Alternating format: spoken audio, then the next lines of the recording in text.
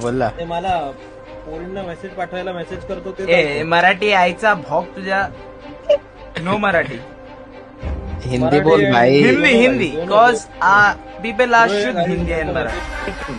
मी सगळे महाराष्ट्रात जिथे राहते मी सगळ्यांना मी माफी मागतो. राज साहेबांचे मी ऑलरेडी माफी मागतो आणि ये चूक नाही होणार. अँड फर्स्ट ऑफ ऑल सगळ्यांना सुपर सॉरी. अँड मी महाराष्ट्रात राहतो यार. Love you. सन्मान्य राज साहेबांचा. जय महाराष्ट्र. माझं नाव शिवम गुरुनाथ पाटील, मनसोई उपविभाग अध्यक्ष.